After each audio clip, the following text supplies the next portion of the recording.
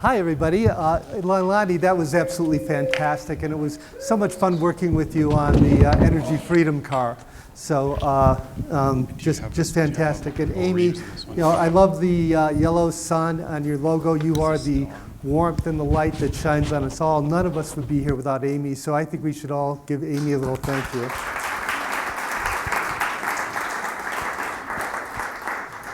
This is 2007, U.S. Global Change Global Change Group, all the federal agencies trying to tell us back a decade ago that all these things were going to happen because of climate change. And we all thought that, 2030, 2050, of course they're here now. The difference between them and then and now is that all of the solutions are here. The cost for solar is about 10% of what it was back then. It's fallen 90%. The cost for wind is down 2/3. We have natural solutions to reforest the planet. We've got solutions all over the place, but we're not getting there. And then the question is why? We do have some big obstacles here. You can't see changes in the chemistry of the oceans or the temperature. 13 of the 15 largest companies in the world are either energy companies, extracting energy, or car companies. We have the thin, hard shell of a few groups of very conservative people that are stopping solutions, and there's a bunch of psychological reasons why people don't want to address climate change. It all adds up to this, that this is from 2 years ago. It'd be changed a little bit, but only 3% of Americans talk about climate change. Those of us who work in this field kind of live in a bubble.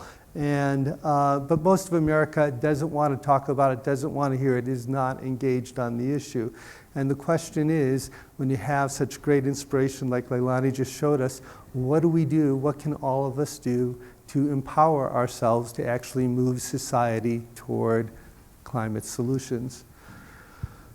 We were lucky enough to get a very large grant from the MacArthur Foundation to study that and say, how does America change from one set of social norms to another set of social norms? Like 5 years ago, LGBT rights were not going to happen. Today they're here and they're never going to go away. What were the success factors? What had happened that caused society to shift?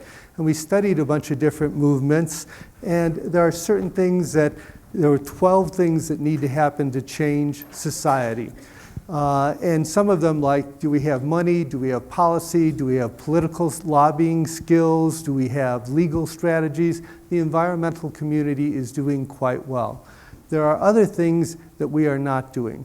One thing is, like, let's say with gay rights, you have a right to have a fist up in the air. You have a real right to do that, but that's about you. Okay? It's not about us. And if you change it to marriage equality, the right to be with the person you love, and you change it to your sister, it changes it from being what we call a special interest to being a personally relevant public interest. People outside the environmental movement look at us always as saying, give us money, we will solve the problem. We talk about ourselves, we talk about our issues. We are a special interest that is separate from society. Another thing that we don't do is we have to change, we have to have a relevant message toward people. Like, for instance, in tobacco, when tobacco was about cancer and stuff, they have a right to have cancer and die, but by changing it to be Children for a Tobacco-Free America, and by having it be about secondhand smoke and children, we can move it, we can come up with a new narrative to talk about climate change. And then there's other things, like the environmental movement is not collaborative. We do not present a solution to society, we present a complex web of solutions and organizations. So most of society does not know how to deal with climate change because we ourselves are not unified with a good message. So this is ecoAmerica. This is the organization that I work with. And we work on leadership, bringing people together, and making climate change relevant.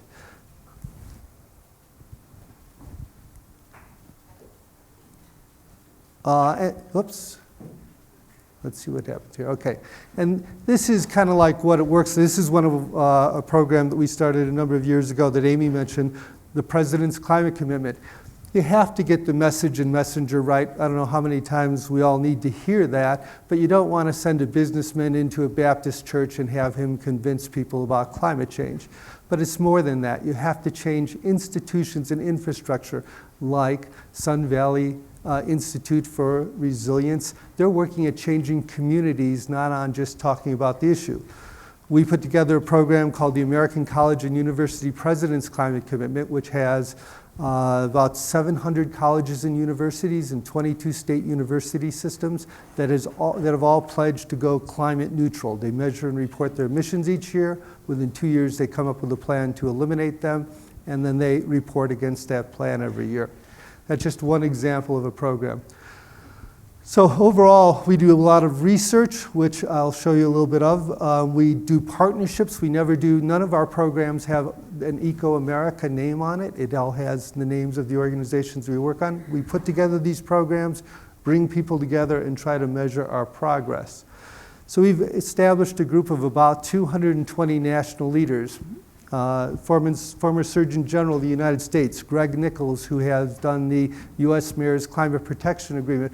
People that are not environmentalists, that have other full-time jobs, but really care about the issue, and they help us guide our programs toward these other sectors. And then what we do is we sign up America's largest organization. So I'll show you in a bit that if you go to the American Public Health Association website, if you were there 6 months ago, there was nothing on climate change. Right now, it's the #2 issue of the American Public Health Association. These people out there want to do something about climate change, but they don't know how, they don't know, nobody's asking them, nobody's helping them to do anything. And I could go through all these organizations, but we're helping about 47 national organizations right now build climate change into their program. And if we can start the video, this is what it looks like.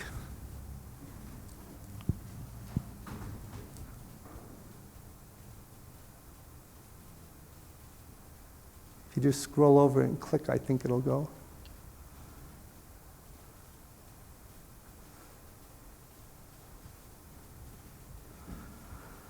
While he's doing that, at 9:31 a.m. this morning, the AME Church passed a resolution on climate change. We were working for 2 years with them to get them to do this, and we were a little bit concerned because of all the shootings last week. The AME Church this weekend is 200 years old.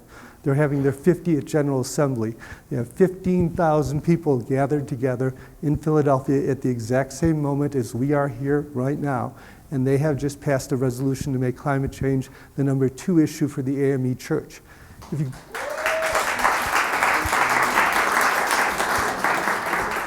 50% of all African Americans in this country go to church every single week. More than 50% of those people go to the AME Church. If your church doesn't care about climate change and you're a minister, what permission do you have to care about climate change? If you're a public health official in this valley and you care about climate change, but the American Public Health Association doesn't have it as a priority issue, what permission do you have, what ground do you have to stand on and say that we have to do something about climate change? If we do not get the institutions in America to lead on climate change, the people that live and work and pray and play in those institutions do not have permission to act on climate change themselves. And if we do, and if we could show you this video, I got my first hallelujah about an hour and a half ago ever in my life because of some of the stuff that we're doing here. Can you make it work or no? Well, so at any rate, this is just with the AME Church. Let me go back into the light before somebody yells at me. This is not just like the end of that 2-year work. We have prepared press releases that you'll see in the press tomorrow. We have prepared guides for all the churches. There's 8,395 congregations, 37,000 clergy, depending upon how you count it, between 2.5 and 8.1 million members. We have got to educate. We have a program. We go visible national leadership, then we go climate literate clergy, and then we go engage all congregations. So we can engage. When you look at the entire environmental movement in America today, and you say, how many people have ever joined an organization, given $1, or signed a petition, have actively done something on climate change, you end up with a number of like 7 million people out of 320, 330 million people. you get this many people, if we can do it right, we can get this many people with one denomination. And we would love to show you the video, but apparently, are you still trying over there or no? It's playing the video on my screen, but it's just not transmitting for whatever reason. Okay. All right, well, I'm sorry you're going to miss that. Let me just move forward here, if it will.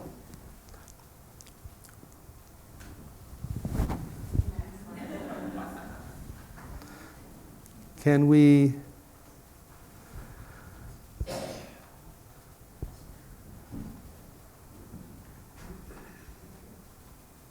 Go, Amy. I'm sorry. I'm useless, so I'm just standing here.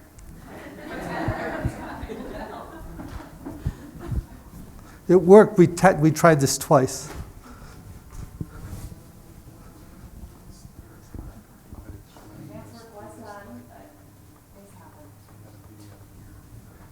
Forget the video. Just go to the slide. But it won't, it's just not transmitting.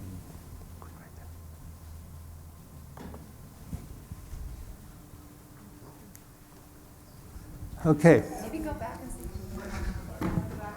You want to try the video one more time? Okay, let me try the video one more time. Go back to the video. Just because you should see it, because... Okay. Okay, it's on that, but it's not on there. Look up to the right. Yeah, I see it. It's, No, yeah. down below. You said it had to be over. Oh, click Yeah, here. There, exactly. Click here. Interesting. Yeah. The interesting thing about the video is that there are 20 bishops of the AME Church. We traveled around the country, around the world. We videoed 12 of them and about 8 other people. And the thing, all of them are talking about climate change, but not one of them is an environmentalist. And that's what we need to have happen and want. This is the APHA thing, the American Public Health Association. We sign up the president. We sign an agreement with the organization. We put together programs for them. And one of the things that's happening here is that their convention in 2015 had 14 had 4 sessions on climate change. Of the 2,500 seminars, workshops, breakout sessions at the APHA convention last year, they had 44. Next year, the American Public Health Association is declaring 2017 to be the year of climate change. They're going to call it Climate Change, the Global Health Challenge. Every affiliate, every single one of those 2,500 seminars, every newsletter, everything in APHA in 2017 has to include something about climate change. So the public health profession is not, but we're not just working with them, we're doing this with a lot of other associations. Next slide.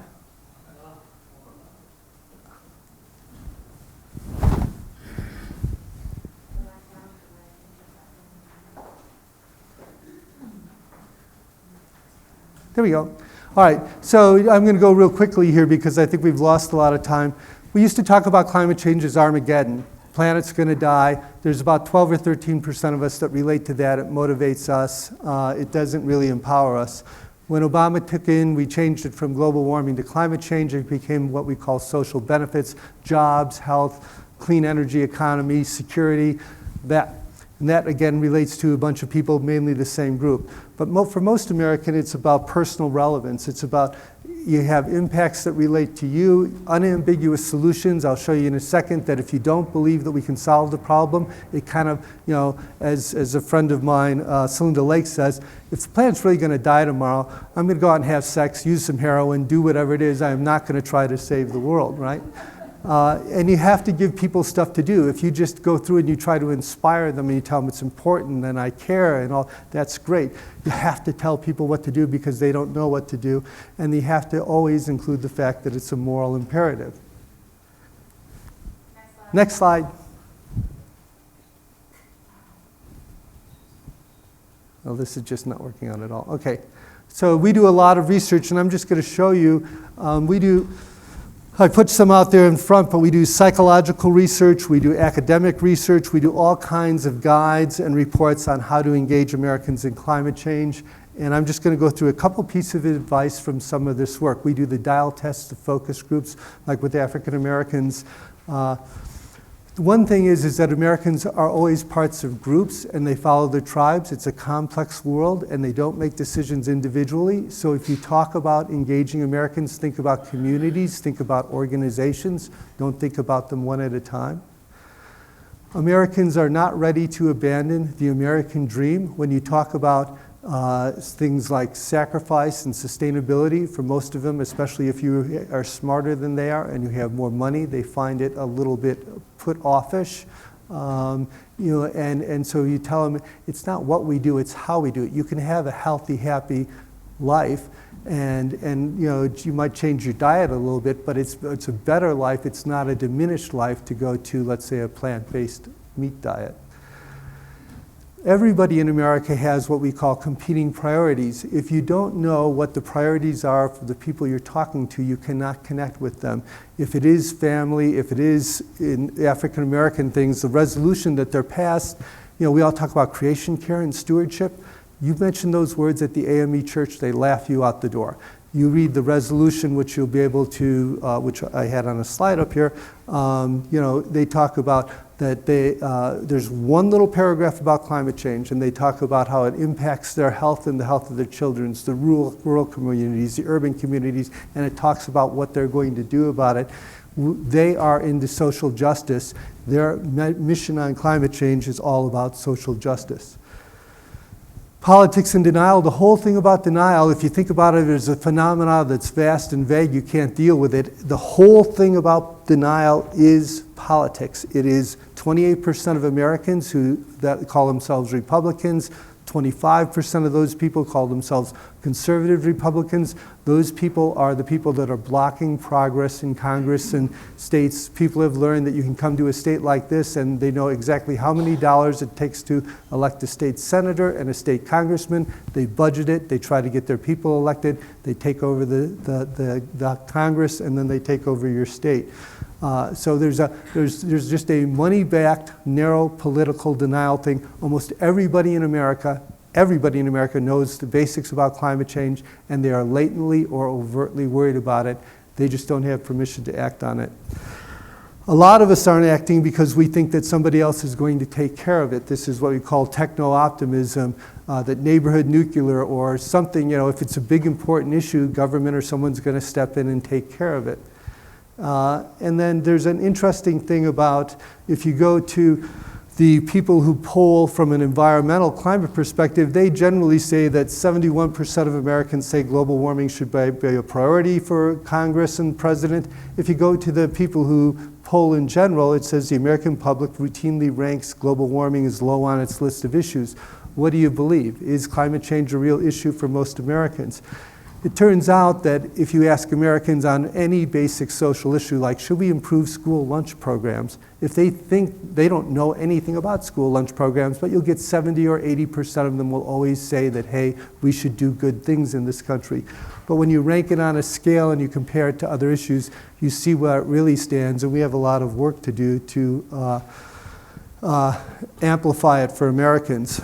When you talk about climate change to people, there's a 93% correlation with believing in climate change and believing that there are big benefits to solve it. And it's kind of a back and forth. If you believe in the benefits, you kind of believe in the problem. If you believe in the problem, well, some of us have gone to what we call fatalism and resignation, but you believe in solutions. But again, you have to empower people. You have to talk about solutions regularly when you talk about climate change. Afraid to stray is another variation of the thing on groups, that individuals, even if you are in a church and if the church doesn't care about climate change and you do, you can't act because you'll be socially ostracized. So again, you've got to create permission and space for people. We took a look at the concept of not ready to give up the American dream, and we do this psychographic research which compares it to other values, and we found that the people that they really care about their families and their neighborhood. The reason why they've got a bigger car is because it's safer. It's a reason because they have a bigger home is because it indicates that they're taking care of their family. So if you do talk about climate change, you can be like Chris Van Hollen here, who put a bill in Congress last week and takes this stuff and puts it into action and says the Healthy Climate and Family Security Act of 2014. And you say, why would somebody associate family with climate change? It's because he's got to get reelected, and he knows that everybody cares about families, and if he can associate it. He's got this really great infographic that I still use today that's protecting our climate and the middle class about why addressing climate change is relevant for you. This is, another thing. I mean, it just comes out in the surveys. We just did the National Latino Climate Leadership Forum 2 weeks ago, and I have to tell you, those people think that the environmentalists come up to them with a transactional relationship that says that, hey, you've got to support the Clean Power Plan. We will give you money if we will do that. We will help you if you will do that. And if you don't, we go away because fundamentally we care about the Clean Power Plan. We don't care about you. And then so we're having a hard time engaging some of the disadvantaged communities in America because it's about wealthy white people pushing our views and our perspectives, and we really don't care. We have no idea what Latinos think about climate change or what their priorities are. And we've just done some research on that too. But mainly we come across as offensive to a lot of people, and it's not a great way to win friends and influence people. So this is just a little summary thing here. I'd love to have shown you that video and a couple of other things, but the thing to remember here is that if you care about climate change and you're driving an SUV and you're not living a lifestyle that is a low carbon lifestyle and you are on one hand a little bit maybe inconsistent and confusing for people. Some people might call you a hypocrite, right? So the first thing that everybody has to do is, if you care about climate change, is lead by example. The second thing you have to do is you have to talk about it, and the third thing you have to do is collaborate. We've all got to work together a little bit more on it. And that was my last slide, and thank you again, Amy.